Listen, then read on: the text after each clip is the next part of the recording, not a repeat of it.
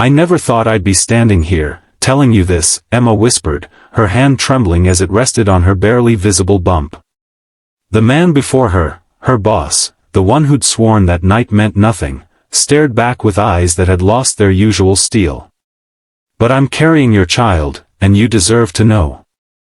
If you're captivated by stories of unexpected love, second chances, and the beautiful chaos that happens when life doesn't go according to plan, please like this video and subscribe to our channel for more heartfelt stories that remind us how quickly everything can change. Emma Chen stared at the pregnancy test, the two pink lines mocking her carefully planned life. 3 tests later, the truth remained unchanged. At 32, she was pregnant after a one-night stand with none other than her notoriously difficult boss, Lucas Reed. This can't be happening, she whispered to her empty bathroom. The memory of that night 3 months ago flooded back, the company celebration, the shared cab ride, the unexpected vulnerability in his eyes when he'd invited her up for just one more drink. The connection had felt real, electric even. But the next morning, Lucas had made it painfully clear, it was a mistake, one they would never speak of again. Now employed as the financial director at Reed Enterprises, Emma had worked too hard to let a pregnancy derail her career. Yet here she was, facing the impossible. Tell the man who barely acknowledged her existence outside of work meetings that she was carrying his child. The same man who, according to office gossip, was still grieving his wife's death 5 years later while raising their son alone. Monday morning arrived with merciless speed. Emma stepped into the elevator of the gleaming office tower, her stomach churning from more than just morning sickness. The doors were about to close when a hand shot between them. Lucas Reed stepped in, his 6'2" frame commanding the small space. His dark hair was perfectly styled, his custom suit impeccable as always. He nodded curtly at Emma before focusing on his phone. "Good morning, Mr. Reed," she managed, her voice steadier than she felt. "Morning," he replied without looking up. This was their new normal, professional distance tinged with awkwardness. The elevator stopped at the executive floor, and Lucas stepped out. "My office, 10 minutes. We need to discuss the Nakamura proposal." Emma nodded, watching him stride away. How could she possibly tell him? And yet, how could she not? At precisely 10 o'clock, Emma knocked on his door, portfolio in hand. Lucas sat behind his massive desk, the floor-to-ceiling windows behind him framing the city skyline. For a moment, she allowed herself to remember how those hands had traced her skin, how those usually stern lips had softened against hers. "The numbers don't add up," Lucas said without preamble, gesturing to the report before him. "We're missing something." Emma forced herself to focus, walking him through the financial projections. Halfway through her explanation, a wave of nausea hit her. She paused, breathing deeply. "Is something wrong?" Lucas asked, his brow furrowing. "I'm fine," she lied, but her body betrayed her. She barely made it to his private bathroom before emptying her stomach. When she emerged, pale and embarrassed, Lucas was standing by the door, a glass of water in his hand. "You're not fine," he stated, offering the water. "Go home, Emma. Whatever bug you've caught, I don't need it spreading through the office." The concern in his voice was purely professional, but it was her opening. "It's not a bug," she said quietly, accepting the water. "And it's not going away anytime soon." Lucas stared at her, confusion evident in his expression. "I'm pregnant," Emma said, the words hanging between them like a physical presence. His face remained impassive, but she caught the slight widening of his eyes. "I see. Congratulations," he said stiffly. "Take whatever time you need. HR can arrange." "It's yours," Emma interrupted, her heart pounding. From that night 3 months ago. The glass slipped from Lucas's hand, shattering on the hardwood floor. For once, the composed CEO looked completely blindsided. "That's impossible," he finally said. "We used protection." "Apparently, it failed," Emma replied, her voice gaining strength. I haven't been with anyone else. I wasn't planning this, and I'm not asking for anything. I just thought you should know. Lucas ran a hand through his hair, a rare gesture of discomposure. How far along? 12 weeks. He nodded mechanically. I need time to process this. Of course, Emma said, gathering her things. I'll email you the revised Nakamura numbers this afternoon. As she reached the door, his voice stopped her. Emma. She turned. We'll talk. Soon. The next week passed in excruciating silence. Lucas avoided her, delegating their usual meetings to his assistant. Emma threw herself into work, ignoring the whispers that had started when she declined wine at a client dinner.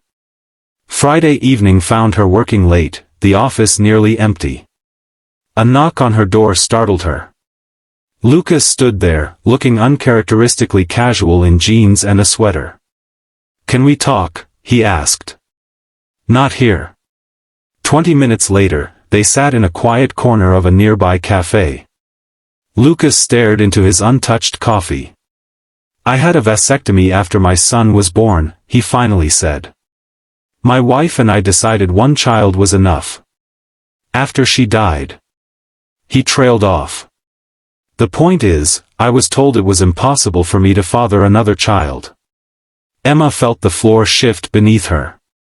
I don't understand. Neither do I, Lucas admitted. But I saw my doctor yesterday.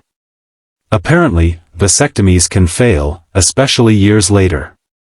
It's rare, but... He met her eyes directly. I believe you, Emma.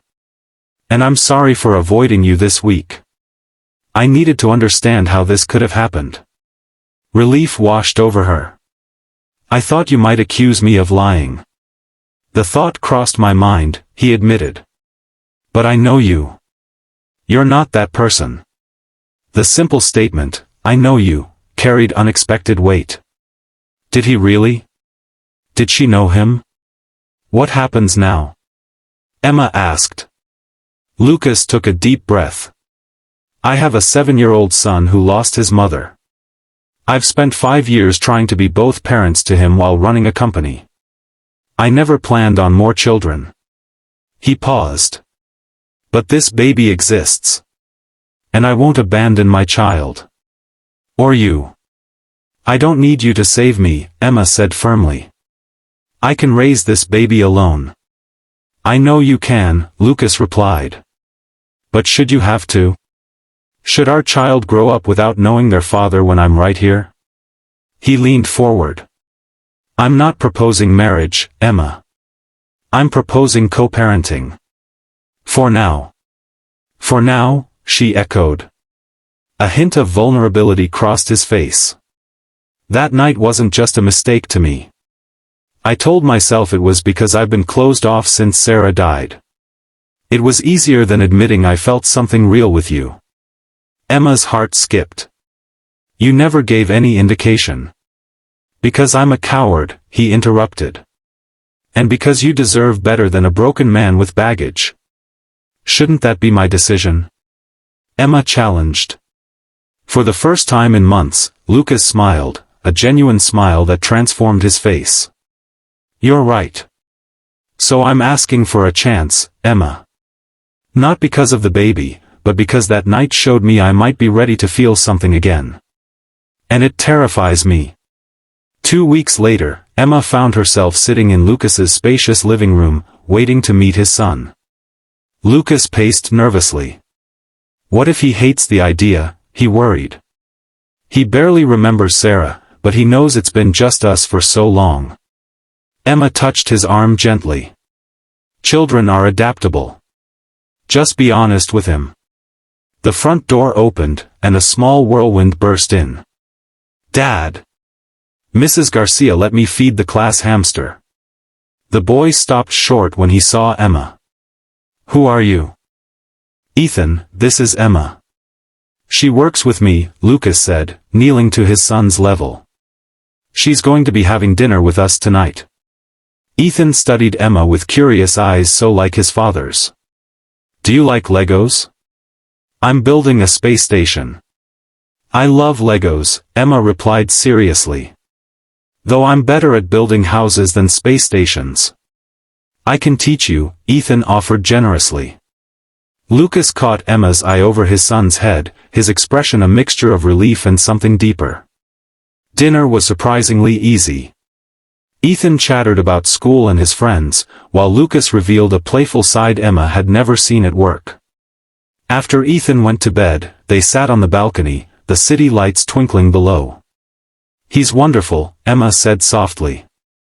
He's the best thing in my life, Lucas agreed. Sarah would be proud of him. He hesitated. I haven't brought anyone home since she died. Ethan's never met any woman I've dated. Have there been many? Emma asked before she could stop herself. Lucas shook his head. A few meaningless attempts at moving on. Nothing real. He took her hand. Until that night with you. Lucas. I'm not good at this, he interrupted. Opening up. Being vulnerable. But I want to try, Emma. For you, for our baby, for Ethan. For myself. The months that followed brought changes neither could have anticipated. Emma moved into Lucas's guest room as her pregnancy progressed, a practical arrangement, they told themselves, though the lingering glances and accidental touches told a different story. Ethan appointed himself official protector of the baby, reading stories to Emma's growing belly and leaving small toys he thought the baby might like on her nightstand. The office buzzed with gossip when Emma's pregnancy became impossible to hide, but Lucas silenced it with a single memo announcing their co-parenting arrangement and warning against speculation. At 7 months pregnant, Emma woke to find Lucas sitting on the edge of her bed, his expression troubled. What's wrong? She asked, struggling to sit up. I had a dream about Sarah, he said quietly. She was laughing, telling me it was okay to be happy again.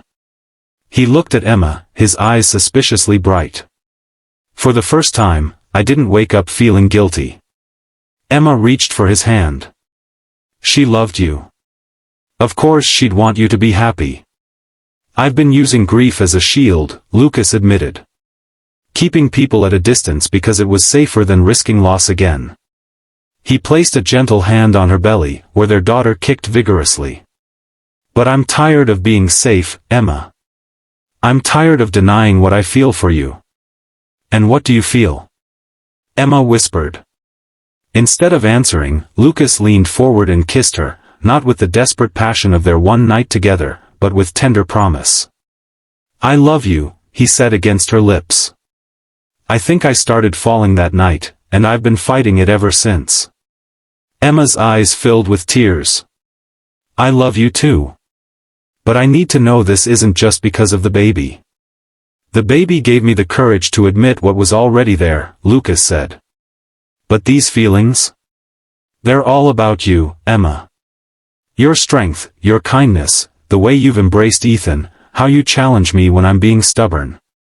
2 months later, Sophia Reed entered the world after 18 hours of labor, during which Lucas never left Emma's side. When the nurse placed the tiny bundle in Emma's arms, Lucas looked at his daughter with wonder. She's perfect, he whispered, touching her tiny hand. Just like her mother. Ethan, peering cautiously at his sister from the edge of the hospital bed, declared her smaller than I expected, but pretty cool anyway.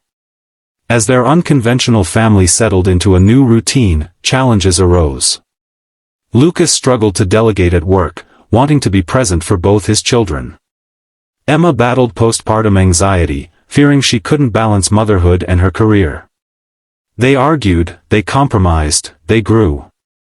6 months after Sophia's birth, Lucas took Emma to the rooftop garden of their building, where dinner waited under the stars. What's the occasion? Emma asked, admiring the twinkling lights and flowers.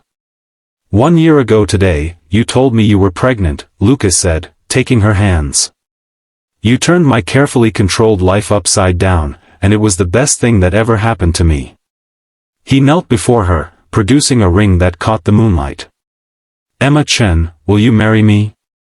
Not because of our daughter, not because it's expected, but because I want to spend my life loving you. Emma's answer was a tearful yes, followed by a kiss that promised forever. Their wedding was small, just family and close friends. Ethan proudly carried the rings, while Sophia, dressed in tiny lace, was held by Lucas's mother. As they exchanged vows, Emma thought about the winding path that had led them here, from a one-night stand to co-parents to partners in every sense. One evening, as they watched their children play in the living room, Ethan teaching Sophia to stack blocks that she promptly knocked down with delighted giggles, Lucas pulled Emma close. "Do you ever think about how differently things might have turned out?" he asked. "If you hadn't gotten pregnant, or if you hadn't told me?" Emma considered this. "I think we would have found our way here eventually. Maybe not as quickly, maybe with different challenges. But I believe we were meant to be a family." Lucas kissed her temple. The fierce boss finally confesses, his financial director was right all along. Emma laughed, leaning into his embrace. Some truths take time to reveal themselves. But they're worth the wait. As Sophia toddled toward them, arms outstretched, and Ethan followed with a new Lego creation to show, Emma reflected on the journey that had brought them here.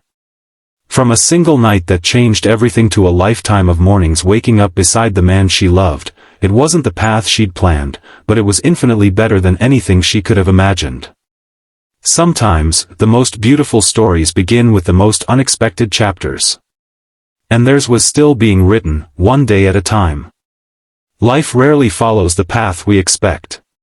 Sometimes, the detours, the mistakes, the surprises, the moments of courage when we speak our truth, lead us exactly where we're meant to be.